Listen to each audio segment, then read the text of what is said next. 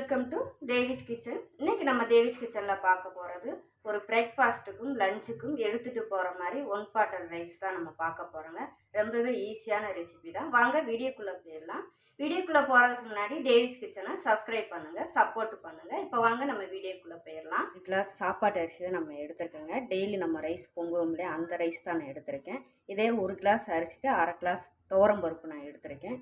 எடுத்துகிட்டு அரை மணி நேரம் நம்ம ஊற வச்சு நான் எடுத்துருக்கேங்க. இப்போ இதை நம்ம குக்கரில் சேர்த்துக்கலாம்.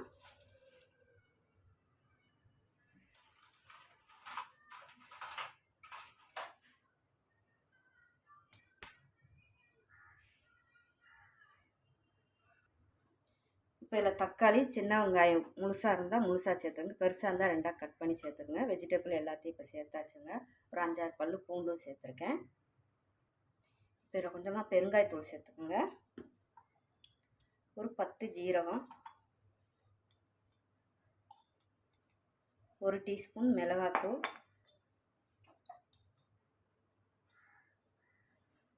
1/4 டீஸ்பூன் மஞ்சள் தூள், சாம்பார் பொடி 1 ஸ்பூன்.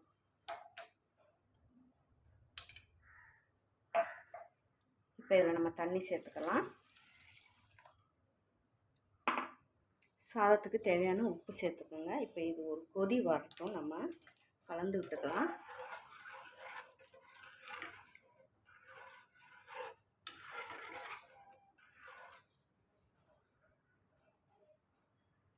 இப்போ நமக்கு ஒரு கொதி வந்துருச்சுங்க. கொதி வர தொடங்கிருச்சு. இப்போ இந்த டயத்தில் நீங்கள் உப்பு செக் பண்ணிவிட்டு உப்பு காணலைன்னா நீங்கள் சேர்த்துக்கலாம். ஒரு கல் கூட இருந்தாலே நமக்கு சாதம் இறக்கும்போது கரெக்டாக இருக்கும். இப்போ நம்ம கலந்து விட்டாச்சு. இப்போ ப்ரெஷர் போட்டு விசில் விட்டு எடுத்துக்கலாம்.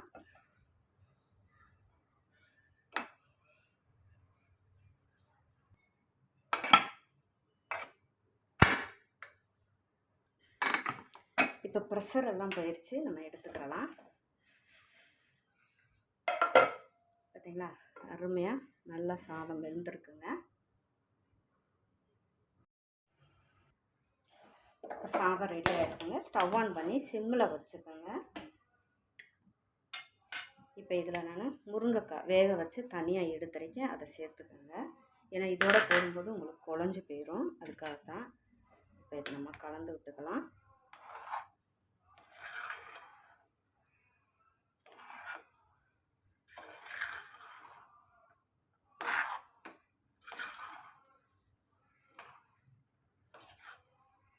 கரண்டி போடும்போதே நமக்கு நல்லா நல்லா பருப்பு சோறு அளவுக்கு வந்துடுங்க. உங்களுக்கு உதிரியாக வேணால் ரொம்ப கரண்டி போட வேணாம், ஜஸ்ட் ஒன்று அப்படியே கலந்து விட்டால் போதும். நான் இப்போ வீடியோவில் காட்டின மாதிரி இப்படி உதிரியாக இருக்குங்க.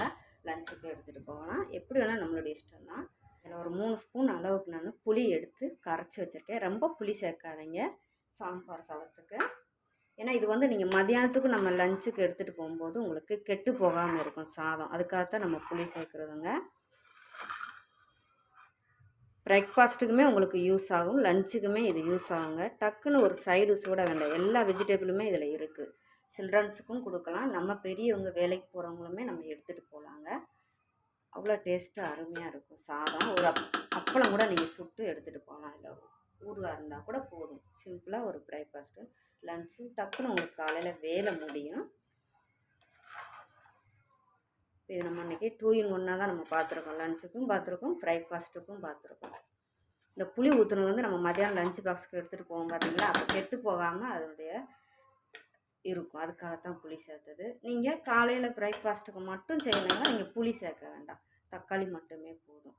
இல்லை நான் புளிப்பு காரம் எல்லாம் சாப்பிட்டு நீங்கள் சேர்த்துக்கோங்க. இப்போ இது நமக்கு ஒரு சின்னதாக தாளிப்பு கொடுத்துடலாம். அந்த சூட்லேயே புளி இது செட் ஆகிருங்க. எண்ணெய் காஞ்சதும் கடுகு சேர்த்துக்குங்க. சும்மா ஒரு 10 வெந்தயம் சேர்த்துக்குங்க போதும், ஒரு வாசனைக்காக தான்.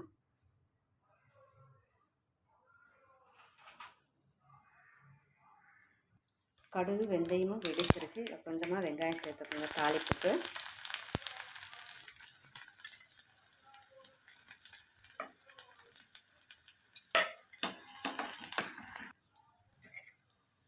இதில் கொஞ்சம் கருவேப்பிலை, ஒரு வத்தல் கிள்ளி சேர்த்துக்கோங்க.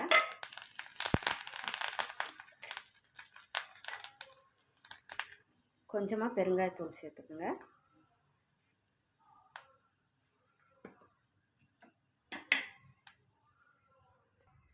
இப்போ இதில் நம்ம கலந்துக்கலாங்க. இதில் இப்போ நான் 2 ஸ்பூன் அளவுக்கு நெய் உருக்கியிருக்கேன், அதை சேர்த்துக்கங்க சூடாக்கி.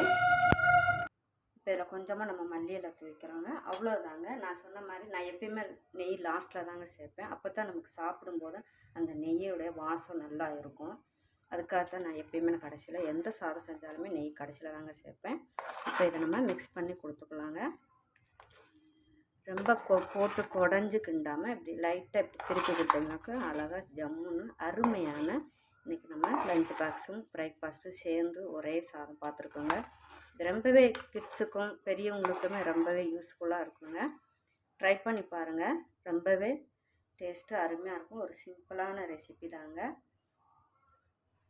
வீடியோ பிடிச்சிருந்தா தேவிஸ் கிச்சனை சப்ஸ்கிரைப் பண்ணுங்கள், சப்போர்ட் பண்ணுங்கள். இது மாதிரி வீடியோ வேணும்னா கமெண்டில் கேளுங்க. அக்கா நான் முயற்சி பண்ணி நான் போடுறேங்க. சப்ஸ்கிரைப் பண்ணுங்கள், லைக் பண்ணுங்கள், சப்போர்ட் பண்ணுங்கள்.